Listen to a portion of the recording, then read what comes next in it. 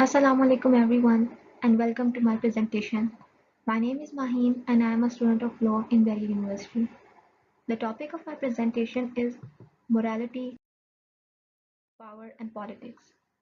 First of all, I will talk about morality.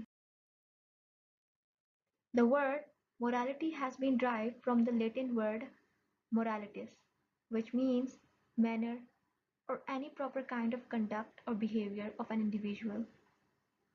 Well, there is no particular definition for morality as different people defines it in different ways, but we can say that morality is a set of those standards that entitle people to live collectively in their groups, and these sets of standards are determined by the society as something that is considered as right or something that is considered as wrong or something that is moral or something that is immoral.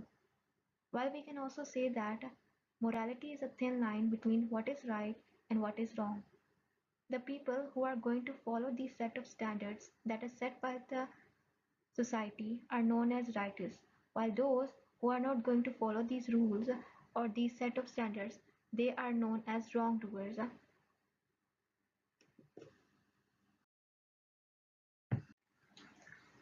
Now I will discuss the objectives of morality, and these objectives of morality must be followed by every society in order to keep peace and harmony in that society. The first objective is, in any society, morality is applied in order to keep society away from falling apart, which means that morality is the basic need or it is required by the society in order to keep the people of that society together. The second objective is that morality is served to enhance or make the life of people better. The third objective is that it is served in order to promote human flourishing. The second and third objective means that if people have the sense or concept of what is right or what is wrong, they can lead a better life and they can even flourish in their life.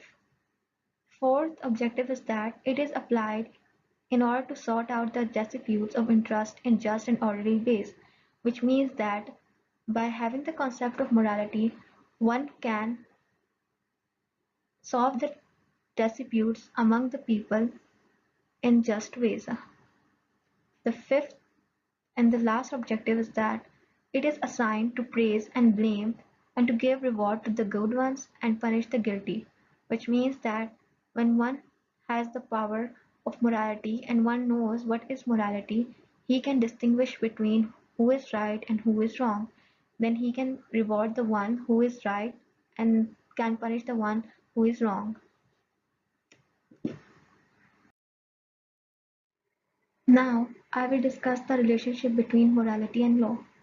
On different political issues, people have right to give their opinions that are based on their moral terms. Some people will regard those issues as immoral, while some will say that those issues are morally right, while some will say that we should not drag morality in political issues. But the fact here is that in past, government was said to be morally neutral. The main purpose of government was only to make and enforce laws in the society. As society is a complex system in which different people have different values and morals, so they cannot control them or the government cannot intervene in their moral values. They could only make rules and regulations for the people in order to follow, and on the violation of these rules, punishments are given to the people of the society. But now, in present, the problem is that the rules that are made by government are not morally neutral. So due to their implementation, So due to this, their implementation is also not neutral. Every rule or law that is made by government has a concept of right or wrong. So every law has some basis of morality behind it. Different laws are made for the people to follow. For example, there are laws against murder and crime. These laws are made just because government knows that murder and crime are immoral acts. We cannot take someone's life under any circumstance. If someone has done something wrong with us, we can go to the courts. They are there to serve us and help us out by giving the accuser punishment.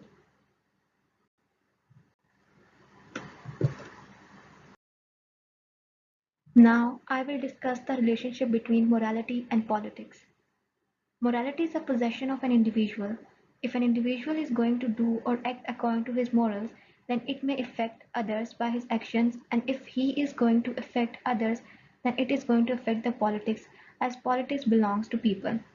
This means that a person who is being chosen by the public is going to make the policies and decisions for the public. Thus, the future of whole nation would be in the hands of one person.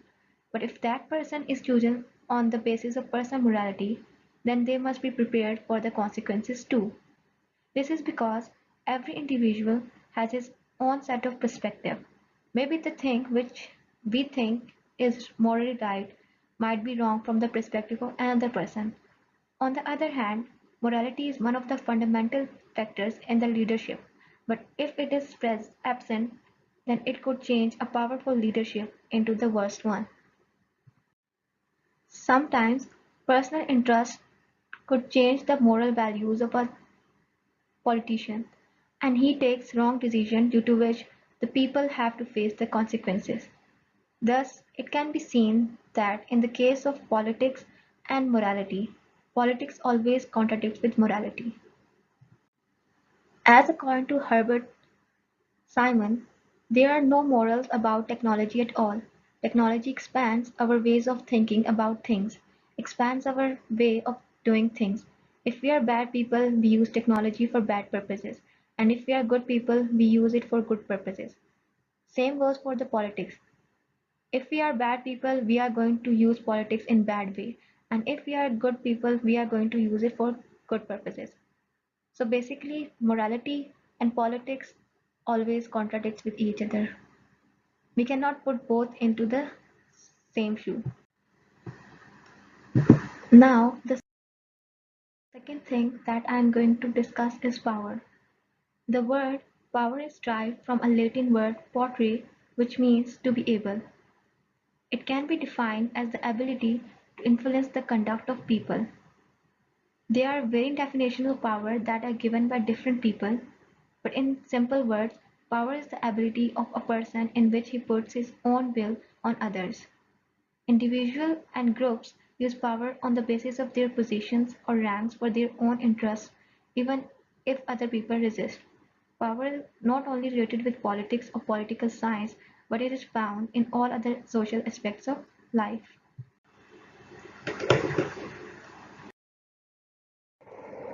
Now I will discuss what is political power.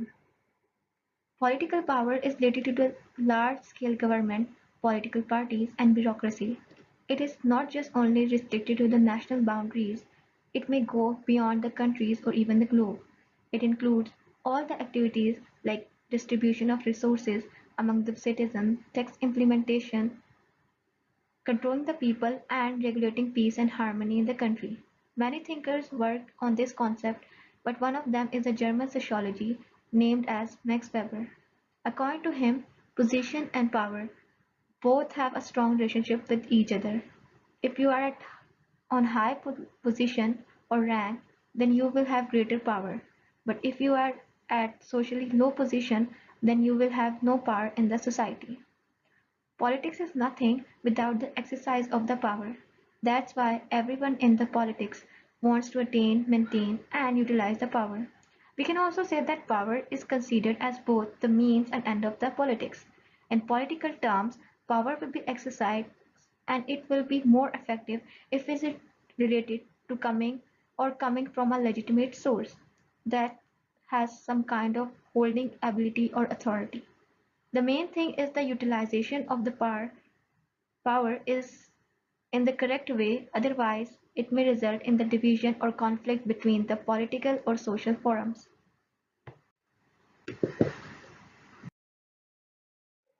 So there are three main sources for the implementation of power that are force, influence, and authority. And these words are interchangeable with one another. This is because all of these three words are connected with one single word, that is power.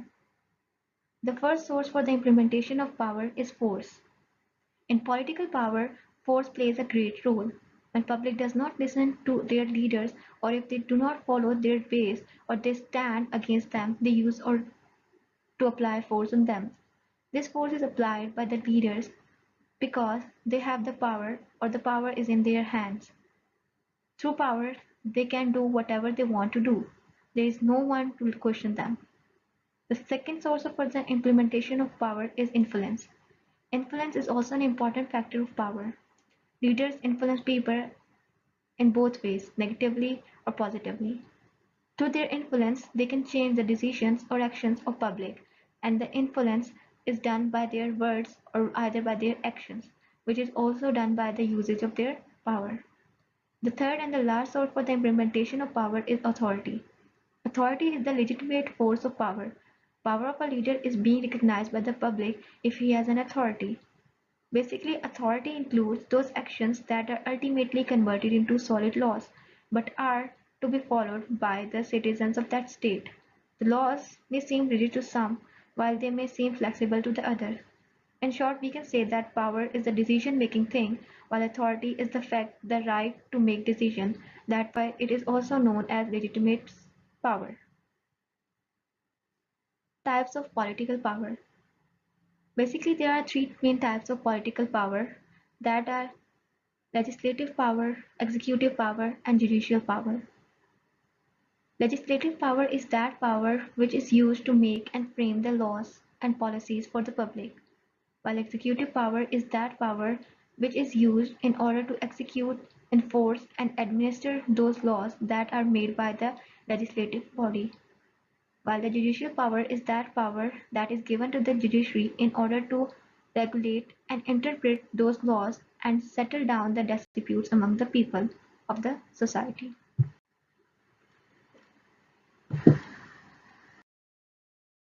Now the topic that I'm going to discuss is politics. The word politics has been derived from a Greek word polis, which means city-state.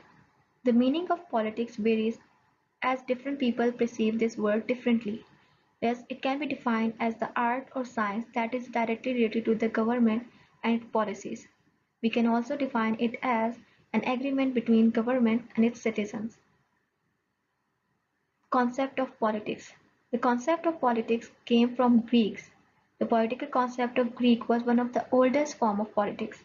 This Greek concept influences both the ancient and the modern time institutions. They also gave the concept of city-states.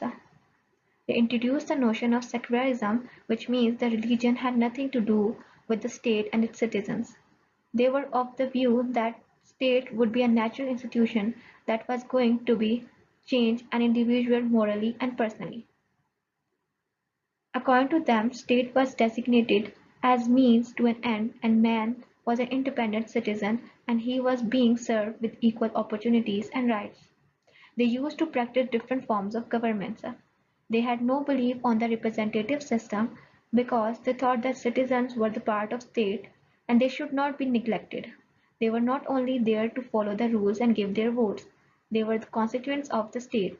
They did no discrimination among the citizens. They used to give every peasant a chance no matter from which class he belongs from. They regarded state as an ethical institution due to which they also expect that man's life would also be ethical. Their main aim was the welfare of its citizens. According to them, law was an essential component of state. It was necessary for the people in order to provide them justice. This Greek political concept had impacted today's politics a lot. Now, types of political system. So basically, most of the countries have different political systems or governments in order to run the state. Following are some of the political systems. Number one is democracy. Most of the states are being run by the democratic system. The word democracy means rule by the people. This system specifies that people have right to elect their own governing legislation. They can either elect them by direct or representative system. Some of the democratic states are United States and Canada. Monarchy. This system is not commonly seen in most of the countries, but it is still present in some countries like United Kingdom. In this system, the head of the state is either a king or the queen. No bill is to be made without their consent. Then the third political system is oligarchy. It is same as that of monarchy, but in this the title is not passed down from one generation to the other. In this, power is in the hand of few people or in the hand of group of people. The examples of oligarchy include China and Russia. Totalitarian political system is that system in which the power is in the hands of one person who is not only going to control the state but he also controls the lives of the citizens. The example of this is Hitler and Nazi regime. Authoritarian political system is that system in which the whole control is in the hands of government, which is being taken forcefully. Cuba is one of the example of authoritarian political system. So that brings me to the end of my presentation. We looked at three main points: morality, power, and politics. To conclude, I'd like to say that where there is politics, there would be no morality, and where there is morality, there would be no politics. And politics is an attempt to achieve the power.